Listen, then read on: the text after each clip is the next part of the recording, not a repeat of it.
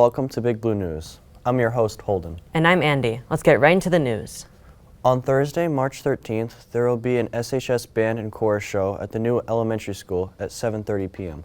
The location change is due to auditorium upgrade happening at the SHS. The band will play 4 songs and the chorus will be performing at 6. This is the first time a band concert will be held at the new school.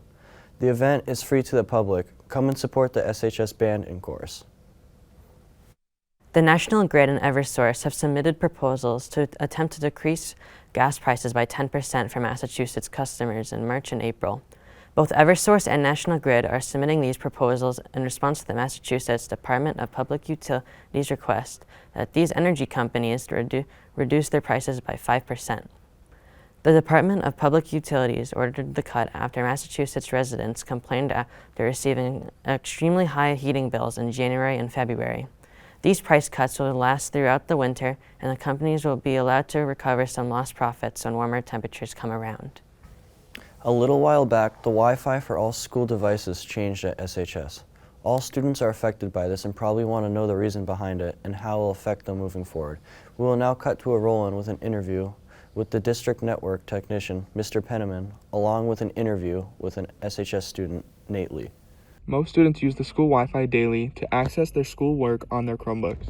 However, many students using the network have been reporting slowness while using it. Yeah, I've had problems with the school Wi-Fi. Slow and I get kicked off of it. To explain these problems, we have Mr. Penniman, who manages the network at Swampscott Public Schools. Our network is not designed for everybody in the building to have multiple devices connected to it at once. So if you're in a room where 15, 20 people all have their phones connected to the Wi-Fi and everybody has a Chromebook, that will cause that wireless access point to choke out. So the primary way that this affects me is I get a lot of calls and tickets about the wireless being slow or the internet being slow. So what's happening is we've had one major wireless network ID, it's called an SSID, that almost all devices connect to. And kind of a while ago, the means of accessing that was spread around. People learned how to do it, so that's why we have 1,000 student phones on our network. So what we're doing is we're breaking it up into smaller pieces. There's going to be a network for student devices and a network for teacher devices, and then another one for infrastructure. But all of it, only school-issued devices will be permitted on any of those networks. The guest network will still be available before and after school hours, but during the school day, you should expect that if you have anything that wasn't given to you by the school, it's not going to connect to the wireless anymore. So to some extent, it won't make the network faster, except in cases where if you or your teacher is connected to an access point in a classroom and there are too many other devices connected to it, that will cause things like a video will start lagging out or it'll just disconnect entirely. So those kind of things should go away in most cases, but it's not actually going to increase the speed of things other than to decongest it by removing a lot of devices. Although removing personal devices will help improve efficiency of the network, some students don't agree with the decision. I think we should keep the district-wide Wi-Fi, for the kids who use their MacBooks in their studies. Sometimes, the Chromebook isn't ideal, and some kids take online classes, so they need the district-wide Wi-Fi. I think it's pretty it's dumb, in my opinion. I think we should be able to connect our own devices. Even though some students may not like these new changes, we hope they bring better experiences for those who use the school network for its intended purposes. A 3-month pilot program for the Kings Beach UV treatment program was approved for this summer. Swampscott Select Board voted to spend $300,000 along with $500,000 from Lynn. The temporary treatment unit on Humphrey Street will pump in seawater and use UV light to kill the bacteria contents in the water. This is a complementary solution to the original proposal to spend millions lining Swampscott's pipes to prevent pollution from Stacy's Brook area. With the beaches being closed due to bacteria, we really hope that this project succeeds. During a tense meeting in the Oval Office on Friday, February 28th, President Trump and Ukrainian President Volodymyr Zelensky clashed over Ukraine's appreciation for U.S. support in the ongoing war with Russia. Trump criticized Zelensky for not showing enough gratitude and accused him of being disrespectful, while Zelensky defended his country's position and expressed frustration over Putin's broken agreements.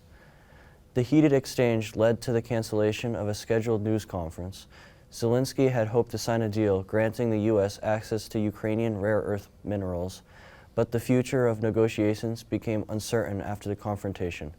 Zelensky later emphasized Ukraine's readiness for peace, but stressed the need for security guarantees. The meeting drew criticism from Democratic lawmakers who accused Trump and his administration of undermining U.S. interests. European leaders reaffirmed their support for Ukraine amid the tensions. On Wednesday, February 26th, the SHS Drama Club hosted a Drama Fest benefit performance at the Swampscott High School Theater. The following students were featured in this performance: Fern Bedard, Leo Blessman, Vinny DeJesus, Aaron Greyer, Kaylee Morrison, Scout Meyer-Smith, Erica Richard, Michael Schwartz, Alex Silo, Samantha Sparaccio, and Alexander Winkleman. They all participated in presenting the play How to Get Away with Murder with a Murder Mystery, a murder mystery spoof by David Zolids. The amazing performance caused them to move forward, landing a spot in the semifinals. We congratulate Alex, Sam, Michaela, Fern, and Michael for their awards. You can see later updates about the club and follow along on their journey through the Drama Fest on their Instagram at Swampscott Drama Club. And now we will cut to the sports desk with Adrian for a recap of the winter season for the Big Blue. The boys basketball team made the MIAA tournament, where they took on Apponequet Regional, the 22 seed. Swampscott was placed at 11 seed. Unfortunately, Swampscott fell short of the win, losing 58-55 in a nail-biter at their first home playoff game since the 2021 to 2022 season. The boys had a great season with a few big milestones, such as beating Marblehead twice this year and Connor Torello hitting 1,000 points. As the girls' basketball season has come to an end, they finished with a record of 12-8. This year was different for the girls because they had no seniors playing on the team. Fortunately, they made it to the playoffs for the first time in years since 2018. The girls won their preliminary game against Southeastern, allowing them to enter the playoffs. Unfortunately, they then lost the first round of the playoffs against Foxborough. Here we have an interview with Captain Olivia Quagliarello and Lila Gerard, conducted by Anaya Reza, on their experience for this year's season. Okay, thank you. Today we have two varsity players on the girls' basketball team, and I'm going to be asking them questions about how their season went. Okay, since there were no seniors on the team this year, what is something you guys learned throughout the season?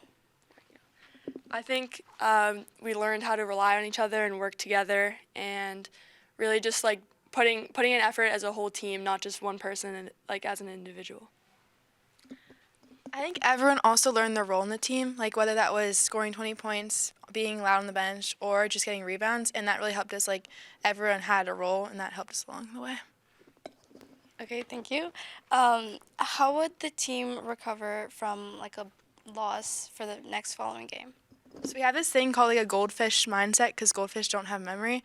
So instead of focusing on what we did wrong the past game and everything that like went wrong, we focus on what we can do better and use those mistakes to help us in the future. Thank you. Being a sophomore who's also a captain, how do you handle pressure? I think I handled pressure by relying on my teammates, my co-captains, and communicating with my coaches. They were really helpful in guiding me telling me how to step into the leadership role as someone who's usually younger than that. So yeah. Okay, thank you, Liv and Lila. Back to the sports desk. As the season closes for the Black and Blue, Mason Hinshaw and Liam O'Brien both qualified for All States and went undefeated in the first day of states, with Mason beating his rival from Silver Lake. Sadly, both were knocked out at All States, thus concluding Mason Hinshaw's high school career with a whopping 136-28 record, a massive achievement for any wrestler. The boys' hockey season has come to an end, finishing with a record of 6-10-2. On Wednesday, March 12th, or today, there will be an ROC, or Room of Color, March Madness basketball game at Swampscott High School at 6:30 p.m. Tickets for adults are $12, and student/senior citizen tickets are $8.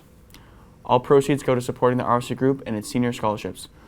Come out and support your Swampscott High School seniors and teachers for a fun night of basketball. That's all for sports. Back to the news desk. Thanks, Adrian. For our upcoming events, we have Swampscott Band and Chorus Concert, March 13th at the Swampscott Elementary School, Town Meeting, March 19th at the Elementary School, and Swampscott Fishtails, March 29th at the Swampscott Yacht Club. We thank you for joining us on this episode of Big Blue News. Tune in next time and be sure to like and subscribe.